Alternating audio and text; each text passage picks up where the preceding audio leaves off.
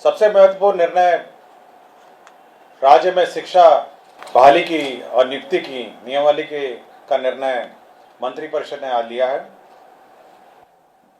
इस नियमावली का नाम होगा बिहार राज्य विद्यालय अध्यापक नियुक्ति स्थानांतरण अनुशासनिक कार्रवाई एवं सेवा शर्त नियमावली 2023। इस नियमावली के तहत अब जो भी नियुक्तियां राज्य सरकार शिक्षकों की करेगी वह अब राज्य कर्मी होंगे, राज्य सरकार के कर्मी होंगे। यह एक महत्वपूर्ण निर्णय है। इससे पूर्व आपको जानकारी होगी कि राज्य सरकार राज्य में पंचायत शिक्षक, पंचायत समिति शिक्षक और जिला परिषद के शिक्षक और नगर निकाय के स्थानीय निकायों के शिक्षक रहा करते थे। अब जो भी नई नियुक्ति होगी अब वो राज्य सरकार नियुक्त करेगी। राज्य सरकार नियुक्ति के लिए एक अलग परीक्षा आयोग के माध्यम से लेगी। तो एक आयोग जो राज्य सरकार निर्धारित करेगी, हो सकता है बीपीएससी, हो सकता है कोई भी आयोग जो है जो निर्धारित करेगी, उसके माध्यम से राज्य सरकार परीक्षा लेगी और परीक्षा के माध्यम से ही अब नियुक्तियां होंगी। इस नियुक्ति में भाग लेने के लिए जो अर्हता होगी वह मैं पढ़ देता हूं। इसकी नियुक्ति की जो अनिवार्य अर्हता है, भारत के नागरिक हों और बिहार राज्य के स्थायी निवासी होना चाहिए, ये पहली अर्हता होगी। विद्यालय अध्यापक के पद पर नियुक्ति हेतु राष्ट्रीय अध्यापक शिक्षा परिषद द्वारा समय समय पर निर्धारित शैक्षणिक एवं प्रशासनिक योग्यता धारित करते हों एवं विशेष विद्यालय अध्यापक के लिए अर्हता भारतीय पुनर्वास परिषद के अनुरूप अनिवार्य होगा। तो ये महत्वपूर्ण एक अनिवार्यता है।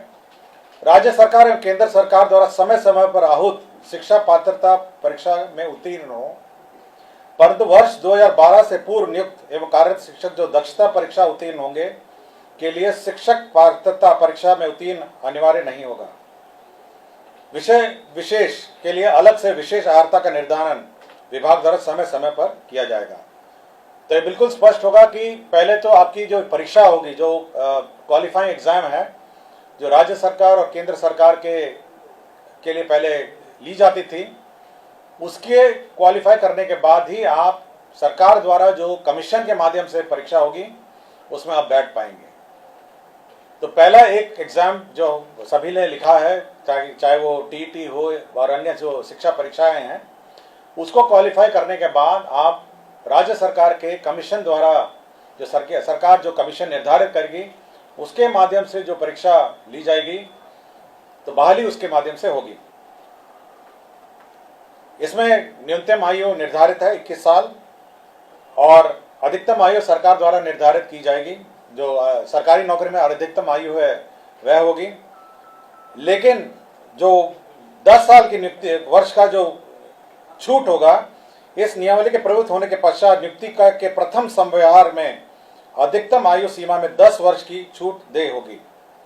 तो इसमें नियमावली में 10 वर्ष का छूट का भी प्रावधान है जो लोग पूर्व में नियुक्त होंगे। इसमें यह खासियत यह है कि इस परीक्षा में जो अभी वर्तमान में जिसको आप कहते हैं 7वें चरण या अन्य चरण जो हैं, वो लोग भी बैठेंगे, परीक्षा लिखेंगे।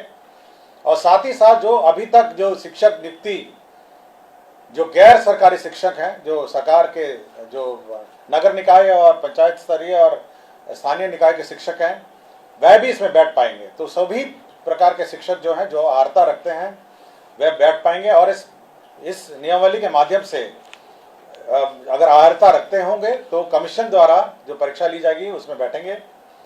सभी जो कैंडिडेट्स हैं जो इस परीक्षा में लिखेंगे उनको 3 मौका दिया जाएगा। तो 3 बार लिख सकेंगे और 3 मौके के बाद वह नहीं लिख सकेंगे।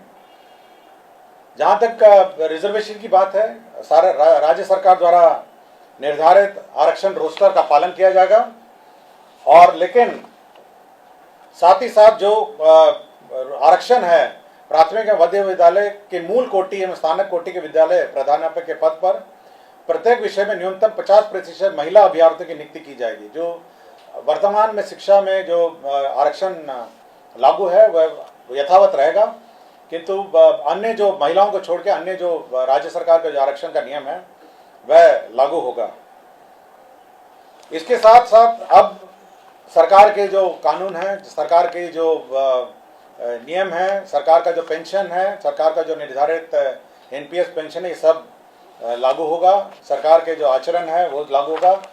यह नीति अब जिला संवर्ग के रूप में होगी, जिसमें जिला के अंदर स्थानांतरण का प्रावधान है और अंतर जिला का भी स्थानांतरण का विशेष परिस्थिति में प्रावधान है।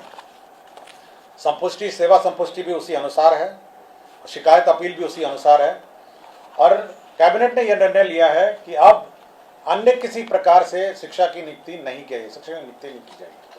केवल जो सरकार द्वारा निर्धारित कमीशन है उसके माध्यम से परीक्षा होगी और उसी माध्यम से अब शिक्षा नियुक्ति होगी। यह बिल्कुल कैबिनेट ने स्पष्ट निर्णय ले लिया गया है। सप्तम केंद्र पुनरीक्षित वेतनमान संरचना में वेतन जो प्राप्त कर रहे हमारे सरकारी पदाधिकारी कर्मी हैं, उनको 1/1/2023 से के प्रभाव से डीए का जो रेट है वो 38 के स्थान पर बढ़ा के 42% हो गया है। राज्य सरकार को इस बढ़ोतरी में 1690 करोड़ का अधिक व्यय होगा, तो 38 के स्थान पर अब 42% डीए होगा। राज्य सरकार ने अपना जो कंटिजेंसी फंड है उसको 350 करोड़ से बढ़ा के 10,000 करोड़ कर लिया गया है। आपको जानकारी होगी, समय समय पे हम लोग कंटिजेंसी फंड से निकासी करते हैं, तो अब ये लिमिट 10,000 करोड़ का होगा, जिसमें आधा प्रतिशत जो 50% होता है वो आपदा के लिए सुरक्षित रखा जाता है। पटना जिला अंतर्गत जो वाल्मीकि का परिसर है उसमें 6.5 एकड़ जो ज़मीन है वह वर्तमान में भारतीय कृषि अनुसंधान परिषद को आवंटित है। अब वो जो ज़मीन है वो बिपाड़ के एक्सपेंशन के लिए स्थानांतरित कर दी गई है और यह निर्णय लिया गया है।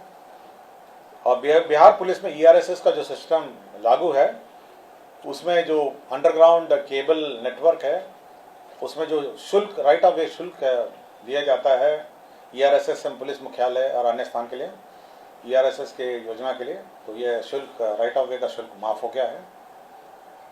और एक पद सृजन का है जिसमें राज्य योजना मद में ग्रामीण विकास विभाग के अंतर्गत जवाहर ग्राम स्वरोजगार योजना के अंतर्गत सृजित जो 102 पद थे उसमें 53 पद अब स्थापना में प्रतिबद्ध परमानेंट पद हो जाएंगे और 39 पद है उसको सरेंडर कर दिया गया।